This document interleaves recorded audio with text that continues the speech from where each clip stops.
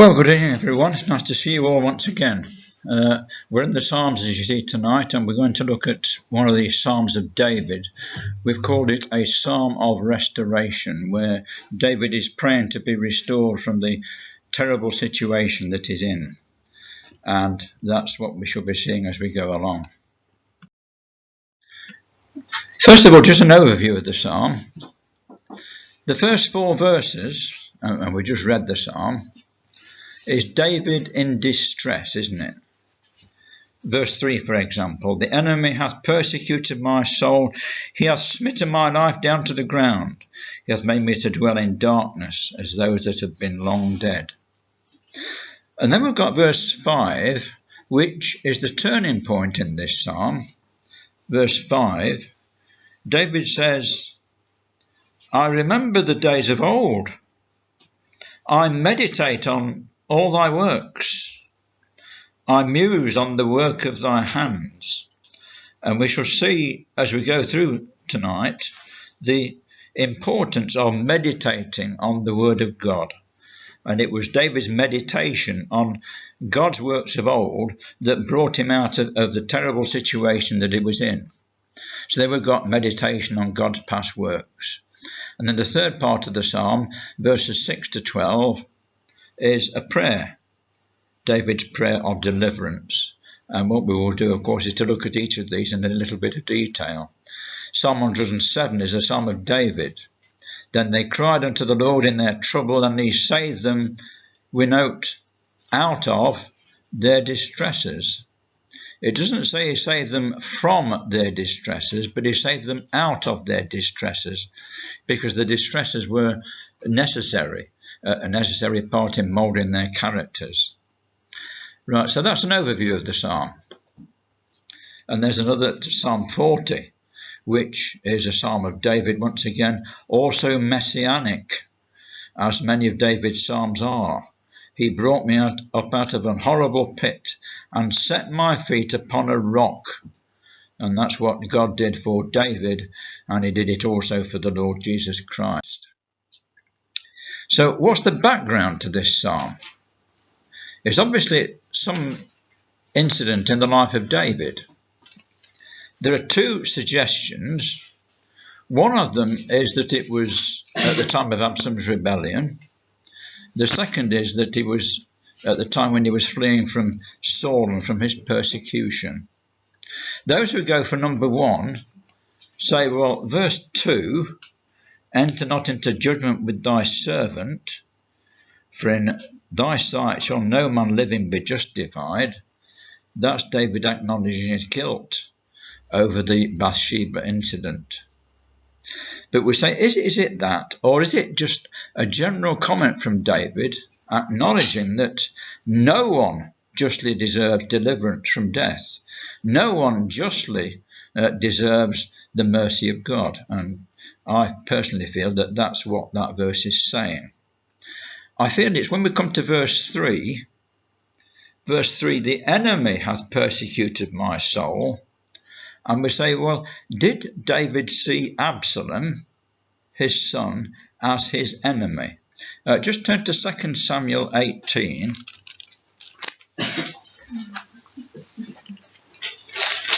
To see what David says about Absalom there. So, 2 Samuel chapter 18. And this, of course, is during the time of Absalom's rebellion. And at verse 5, this is David speaking to Joab. And the king commanded Joab and Abishai and Ittai, saying, deal gently for my sake with the young man, even with Absalom. And all the people heard when the king gave all the captains charge concerning Absalom. Deal gently with Absalom. It doesn't sound too much like an enemy, does it? So we've got a contrast there.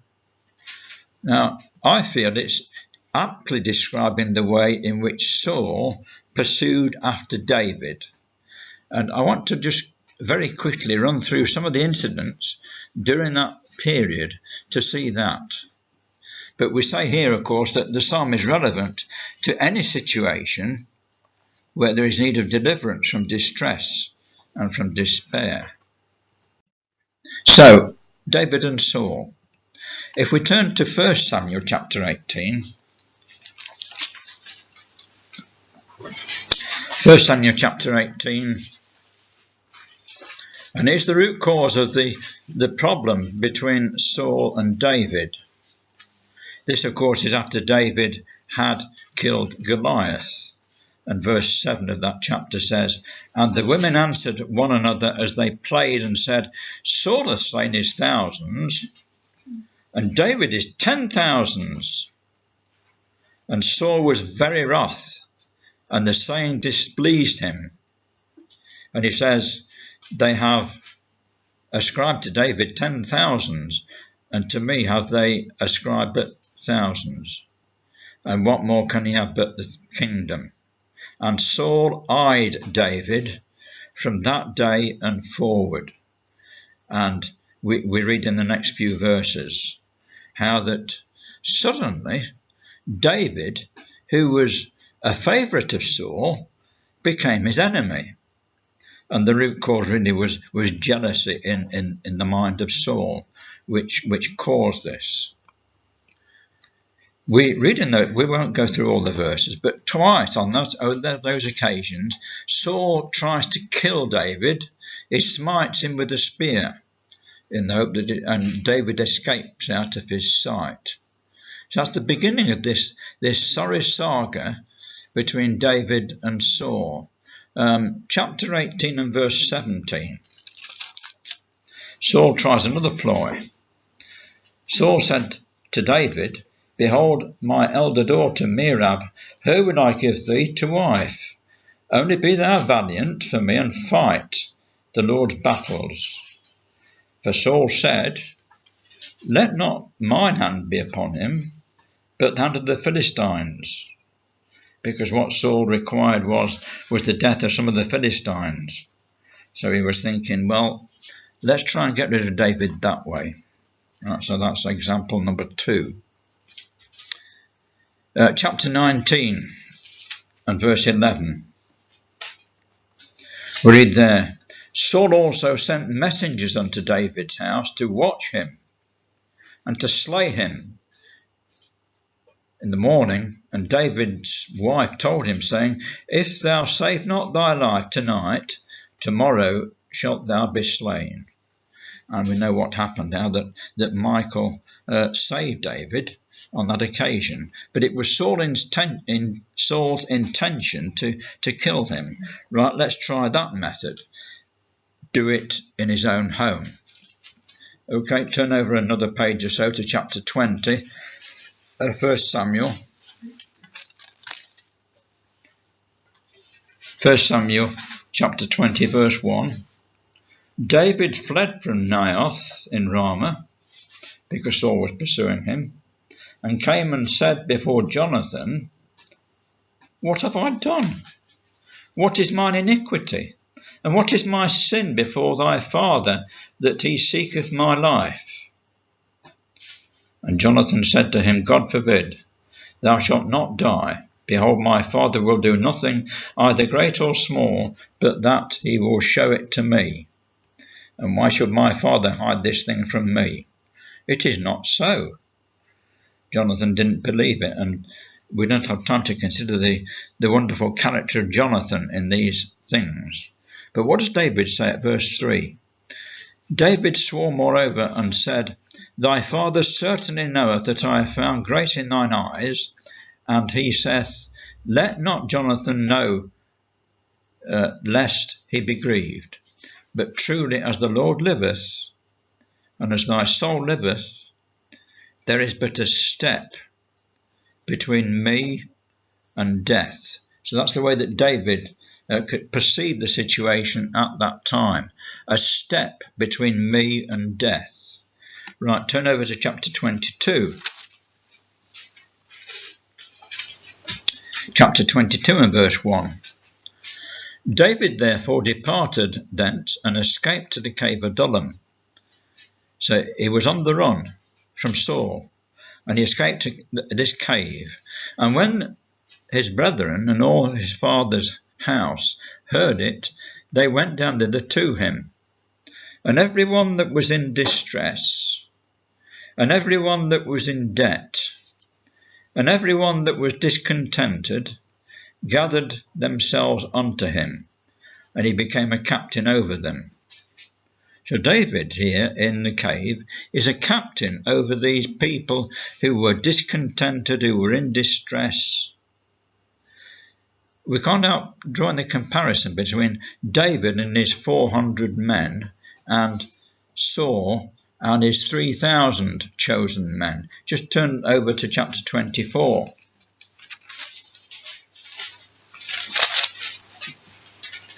And verse 1. It came to pass when Saul was returned from following the Philistines that it was told him, saying, Behold, David is in the wilderness of Engedi. Then Saul took 3,000 chosen men out of all Israel, and went to seek David and his men upon the rocks of the wild goats. 3,000 chosen men, the elite of the army of Israel, Saul was using to pursue one man, David. And that's how twisted Saul was, really. He was prepared to use all those men to destroy David. Right, 1 Samuel 22 and at verse 12. 1 Samuel 22 and at verse 12. We read there, Saul said, Hear now, thou Ahitub. This is a priest. And he answered, Here am I, my lord. And Saul said unto him, Why have ye conspired against me, thou and the son of Jesse, in that thou hast given him bread and a sword, and hast enquired of God for him, that he should rise against me, to lie in wait, as at this day? And if we had time, we could read what Saul did at this stage. He actually destroyed all the priests. Get rid of them all, just in case. We don't want anything like that to happen again. So Saul was prepared to destroy 85 priests. And of course, one escaped, didn't they? And David looked after that one. Right, so finally in this saga, go to chapter 23 and start at verse 19. Then came up the Ziphites to Saul, to Gibeah, saying, Doth not David hide himself with us in the strongholds, in the wood, in the hill of Achilah, which is on the south of Jeshimon? Now therefore, O king, come down according to all the desires of thy soul, to come down, and our part shall be to deliver him into the king's hand. So these Ziphites knew where David was. And they were saying to Saul here, we'll show you exactly where he is. And the next verse tells us something about Saul's character. Verse 21. Saul said, Blessed be ye of the Lord, for ye have compassion on me. Saul was feeling sorry for himself. Ye have compassion on me. And Saul says, very well, you guide me to where he is. And that's what happened. And if we drop down to verse 25 of that chapter, read there, Saul also and his men went to seek him. And they told David, therefore he came down into a rock and abode in the wilderness of Maon. And when Saul heard that, he pursued after David in the wilderness of Maon. And Saul went on this side of the mountain, and David and his men on that side of the mountain. And David made haste to get away for fear of Saul. For Saul and his men compassed David and his men round about to take them. So this was it as far as both David and Saul were concerned. Saul had got him. The spider had caught the fly, as it were, because David described himself as a flea, didn't he? So that's the situation which I suspect is the background to this psalm. That's why David voiced the things that we read in the first part of this psalm. So let's go back to the psalm now. Verse 3. We've read it already, but let's read it again. The enemy hath persecuted my soul. He hath smitten my life down to the ground. He hath made me to dwell in darkness, or in hiding, as those that have been long dead. That's the situation that David was in at this time. He was persecuted by Saul in so many different ways. That word persecuted means to pursue ardently. Saul was absolutely determined he would leave no stone unturned until he got rid of David. Such was his hatred for him. He has smitten my life down to the ground, David says. We didn't read the verse in 1 Samuel 18, but twice Saul literally cast a javelin at David and said, I will smite him even to the wall with it. And David avoided out of his presence. He hath made me to dwell in darkness or in hiding, as those that have been long dead. And again, that's what the situation was. David was constantly on the run, and the latter part of what we're considering, he was on the run in the wilderness of Maon. So we come to verse 4. Therefore is my spirit overwhelmed within me. We make the point that David had been pursued for months, possibly years, by Saul, and it was getting to him, as we would say nowadays. He couldn't take it any longer. His spirit was overwhelmed within him. The word means to be wrapped in darkness, to languish, to faint. I know we sometimes think that what David, he put his trust in God, but it wasn't always just as easy as that, was it? And it wasn't at this time. My spirit is overwhelmed within me. My heart within me is desolate. The word means to be disheartened. And if we look in a modern dictionary, that means having lost determination or confidence, to be dispirited. So David was at rock bottom, really, wasn't he? We say, what does he do? And that's where verse 5 comes in. This is where the meditation comes in. I remember the days of old. I meditate on thy works. I muse on the work of thy hands. David begins to meditate on the scriptures that he knew. Up to 1 Samuel, for example.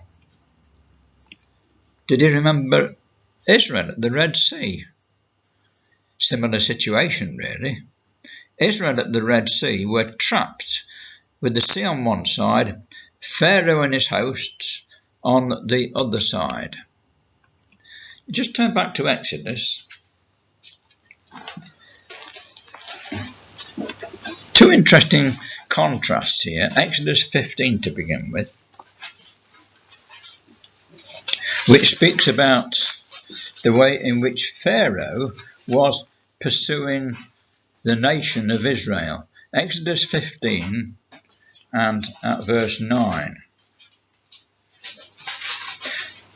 The enemy said, I will pursue, I will overtake, I will divide the spoil, my lust shall be satisfied upon them, I will draw my sword, my hand shall destroy them. And what happened? He couldn't even pursue, could he? We know what happened, how that Pharaoh and his hosts were destroyed at that time. But as far as Israel was concerned, it looked as though their number was up, we might say. They were trapped between the sea and Pharaoh and his army. Just go back to Exodus chapter 6, which actually comments on the same time, but this time from the point of view of the Almighty. Exodus chapter 6 and verse 6. Wherefore say unto the children of Israel, I Yahweh. We note that am is in italics there. It's not in the original. I am Yahweh. I am he who will be. And see what follows. I will bring you out from under the burdens of the Egyptians. I will rid you out of their bondage, and I will redeem you with a stretched out arm and great judgments. I will take you to me for a people. I will be to you a God, and ye shall know that I am the Lord your God, which bringeth you from under the burdens of the Egyptians. I will bring you into the land concerning the which I did swear to give it to Abram, to Isaac, and to Jacob. I will give it to you for an inheritance. I am he who will be. What a contrast. You see, Pharaoh was, I'm going to do this, I'm going to do that, I'm going to do that, and nothing. But we see here God's purpose with the nation of Israel, just encapsulated in these 2 or 3 verses. I will, I will, I will. And David could think about these things at that time. He says, I meditate on all thy works. So not just Israel at the Red Sea. What about Lot and Sodom and Gomorrah? The angels were sent to destroy Sodom and Gomorrah. But first, they had to rescue just Lot, who was vexed with the filthy conversation of the wicked, the New Testament tells us. What about Jacob? What did Jacob say at the end of his life? The angel which redeemed me from all Israel, from all evil, bless the lads. So Jacob at the end of his life, who had just said to the king, to Pharaoh, few and evil have been my days. But he was able to say to Joseph, but the angel redeemed me out of all evil. And then there was Joseph himself. We consider how Joseph was treated, first of all by his brethren, and then how he was sold into Egypt and what happened to him there. And what's Joseph's comment at the end of all this, when he makes himself known to his brethren? You see, they were devastated at this point. And Joseph says, fear not. God did send me before you to preserve life. God's hand was in all this, as it always is. Whatever happens to us in this life, God is always there, and we'll come back to that later on. David says, I muse on the work of thy hands. That word, according to Gesenius, means to meditate, to speak to anyone, to sing of all God's wonderful works. We've done it already, haven't we? Praise my soul, the King of heaven, to his feet thy tribute bring. Ransomed, healed, restored, forgiven, evermore his praises sing. And so that hymn goes on. We've sung, haven't we, at the amazing mercy and grace of our God. David says, my soul thirsteth after thee as a thirsty land. There's the wilderness of Maon, even as it is today. Indeed, a thirsty land. And we've read, haven't we, how that in the wilderness of Maon, Saul went on this side of the mountain, and David and his men on that side of the mountain. So here we've got Saul with his 3,000 chosen men, and here we've got David with his 400 discontented and men who were dispirited. And we read, didn't we, how that David made haste to get away for fear of Saul. For Saul and his men had compassed, had surrounded David and his men round about to take them. So Saul is now completely surrounding David and his men. It's a similar situation to the nation of Israel at the Red Sea, isn't it? No way out, humanly speaking. And I suspect it was a situation like this, where Saul had only just got to move into the kill, that David penned this psalm, his meditation strengthened his faith in God to save him. David was such a man that he could do that. He had the resources to understand how God had worked in the past, and that brought faith back to David. So we come to the third part of the psalm, David's prayer, starting at verse 7. So just going back to the psalm, and if we go to verse 7, David says, "Hear me speedily, O Lord, my spirit faileth. Hide not thy face from me, lest I be like unto them that go down into the pit. Cause me to hear thy loving kindness in the morning, for in thee do I trust. Cause me to know the way wherein I should walk, for I lift up my soul unto thee. Deliver me, O Lord, from mine enemies. I flee unto thee to hide me. Teach me to do thy will, for thou art my God. Thy spirit is good. Lead me into the land of uprightness. Quicken me, O Lord, for thy name's sake. For thy righteousness' sake, bring my soul out of trouble."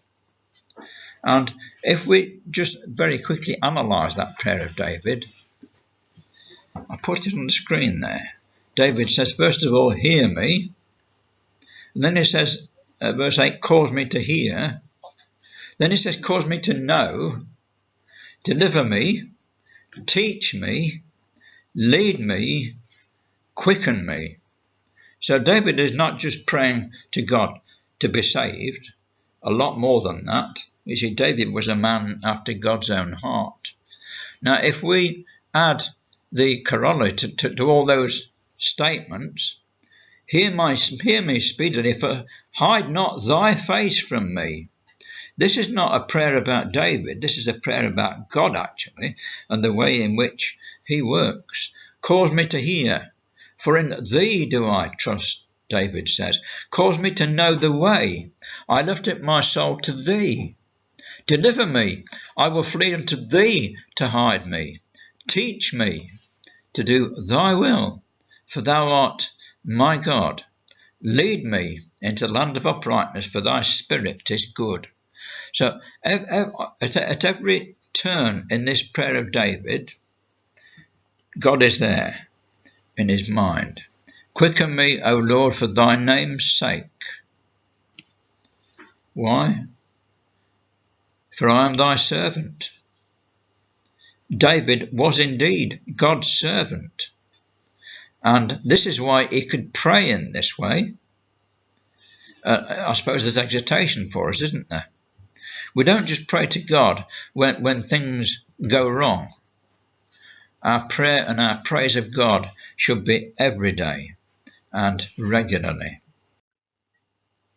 Let's just come back to David and his men, surrounded by Saul in the wilderness of Maon.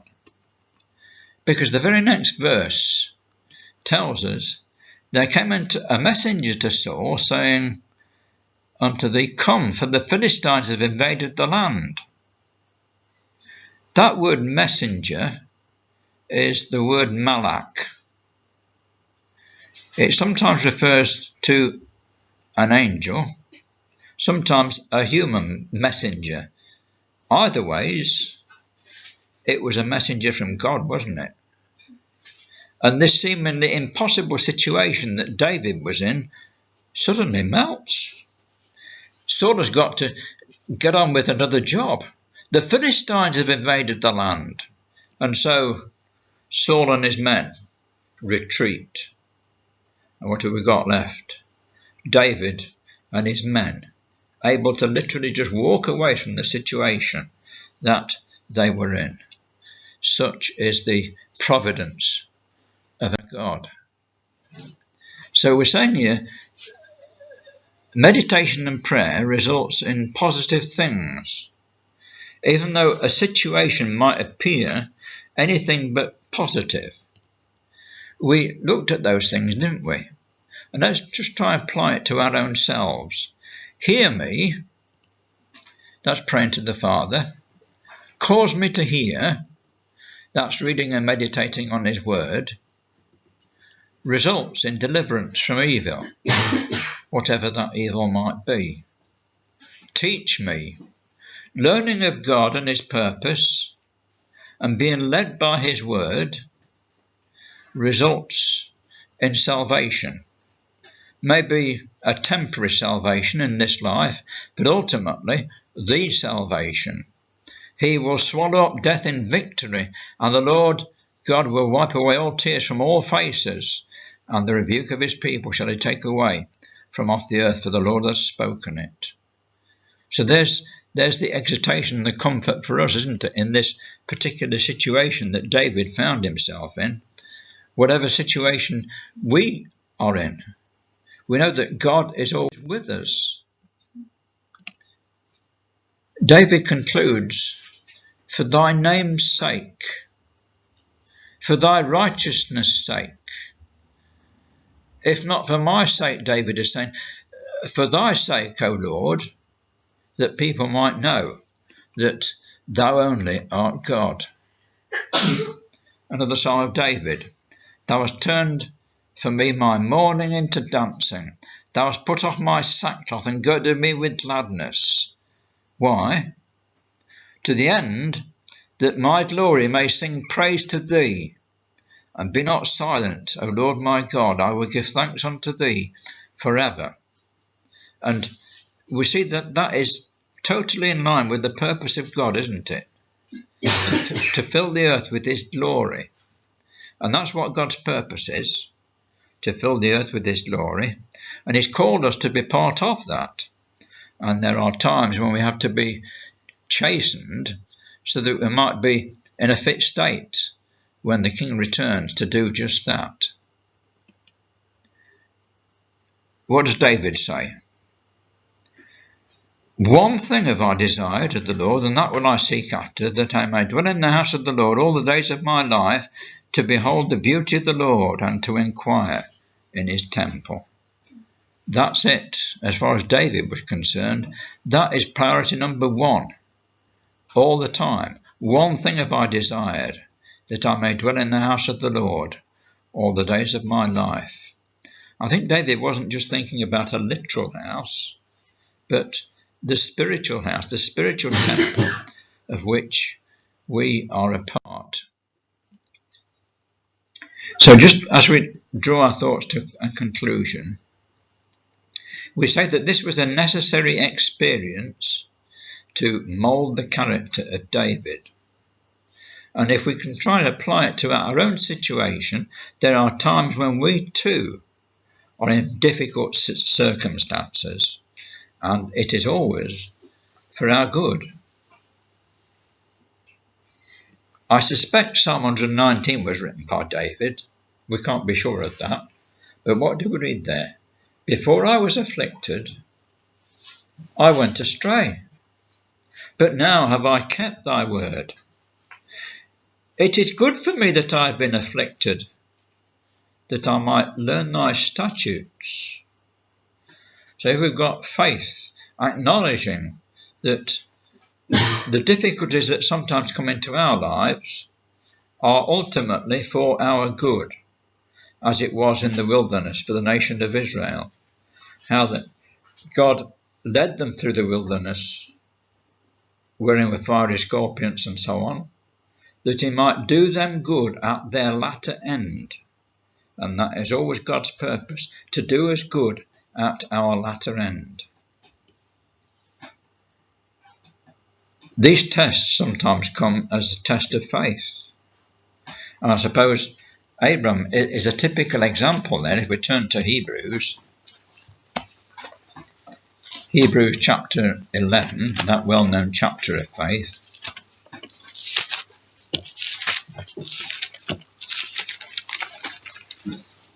So many examples here, but just look at Abram. Hebrews 11 and verse 17. By faith Abraham, when he was tried, when he was tested, offered up Isaac. And he that had received the promise offered up his only begotten son, of whom it was said that in Isaac shall thy seed be called. What an agonizing time that must have been for Abram, for those 3 days when he journeyed to Mount Moriah. His faith was tested. Verse 19 says, he accounted that God was able to raise him even from the dead, from whence also he received him in a figure. So Abram believed in the resurrection of the dead, and he was prepared to show that belief by what he did, by offering up his only begotten son. And we know that at the last minute he was prevented from doing that. The third reason is to make us fit to enter the kingdom. So let's just go to Romans chapter 8.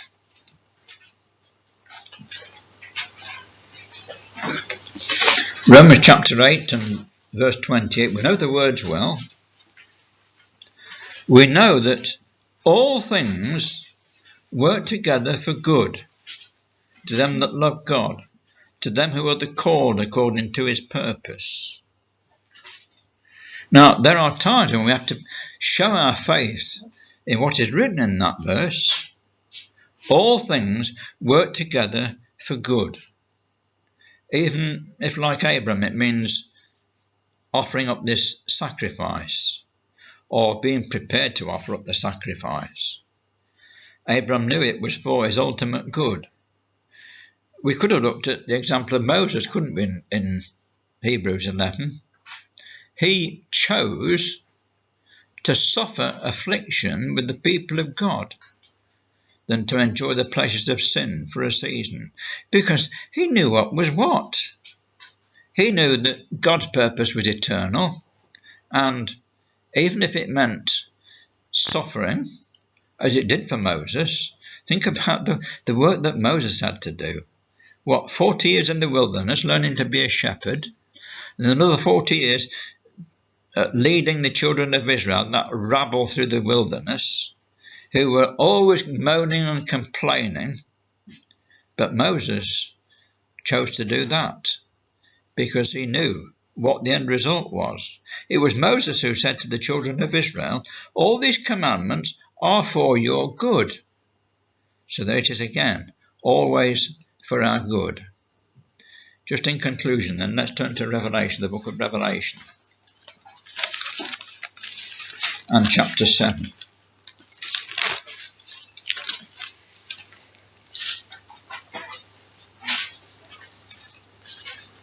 And verse 14, part way through the verse. And here we've got one of those glorious kingdom visions that John sees in this prophecy. And those who were standing before the throne, these are they which came out of great tribulation, and have washed their robes and made them white in the blood of the Lamb. They came out of great tribulation. The word actually means pressure to conform to this world. It was Paul that said, wasn't it, to the elders at Ephesus, we must, through much tribulation, enter the kingdom. So there it is again. These tribulations and difficulties are sometimes necessary, and they are put in our lives because God wants us to be in his kingdom. He wants us to be there, and that's why they were there. They came out of great tribulation and washed their robes and made them white in the blood of the Lamb. Therefore are they before the throne of God, and serve him day and night in his temple. And he that sitteth on the throne shall dwell among them, and they shall hunger no more after righteousness, neither thirst any more, neither shall the sun light on them nor any heat, for the Lamb which is in the midst of the throne shall feed them and lead them unto living fountains of waters, and God shall wipe away all tears from their eyes.